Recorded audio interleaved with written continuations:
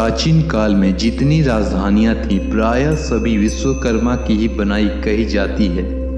यहाँ तक कि सतयुग का स्वर्गलोक, त्रेता युग का लंका, द्वापर की द्वारिका और कलयुग का हस्तिनापुर आदि विश्वकर्मा रचित ही थे। सुदामापुरी की दक्षिण रचना के बारे में भी यह कहा जाता है कि उसके निर्माता भी विश्वकर्मा थे।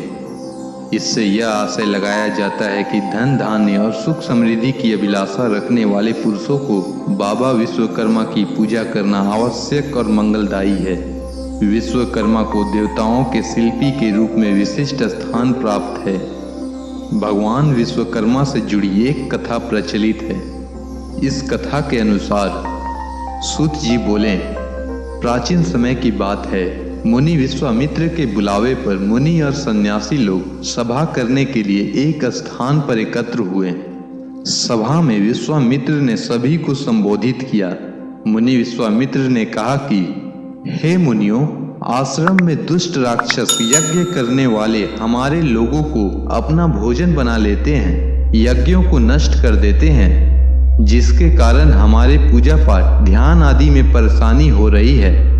इसलिए अब हमें तत्काल उनके कुकृत्यों से बचने का कोई उपाय अवश्य करना चाहिए। मुनि विश्वामित्र की बातों को सुनकर वशिष्ठ मुनि कहने लगे कि एक बार पहले भी ऋषि मुनियों पर इस प्रकार का संकट आया था। उस समय हम सब मिलकर ब्रह्मा जी के पास गए थे। ब्रह्मा जी ने ऋषि मुनियों को संकट से छुटकारा पाने के लिए उपाय बताया था। ऋषि लोगों ने ध्यान पूर्वक वशिष्ठ मुनि की बातों को सुना और कहने लगे कि वशिष्ठ मुनि ने ठीक ही कहा है, हमें ब्रह्मदेव के ही शरण में जाना चाहिए। ऐसा सुनकर सब ऋषि मुनियों ने स्वर्ग को प्रस्थान किया। मुनियों के इस प्रकार कष्ट को सुनकर ब्रह्मा जी को बड़ा आश्चर्य हुआ।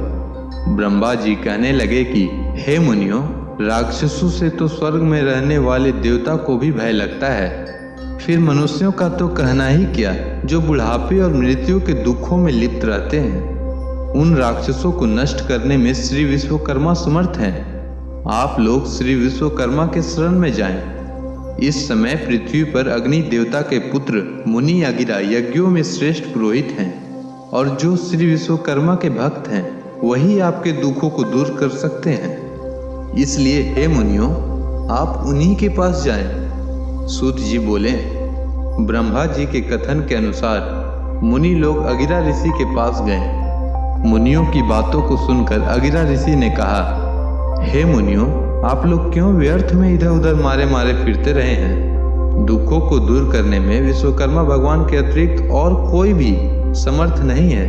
अमावस्या के दिन आप लोग अपने साधारण कर्मों को रोककर भक्ति पूर्वक श्री विश्वकर्मा कथा सुनो, उनकी उपासना करो। आपके सारे कष्टों को विश्वकर्मा भगवान अवश्य दूर करेंगे।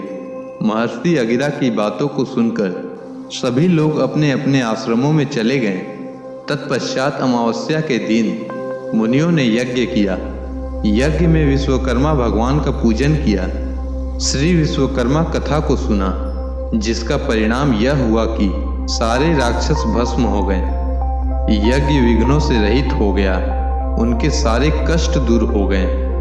जो मनुष्य भक्ति भाव से विश्वकर्मा भगवान की पूजा करता है वह सुखों को प्राप्त करता हुआ संसार में बड़े पद को प्राप्त करता है। जय श्री विश्वकर्मा। जय श्री राधे कृष्ण। श्री राधा कृष्ण की कृपा से आपका दिन मंगलमय हो। श्री कृष्ण शरणम मम।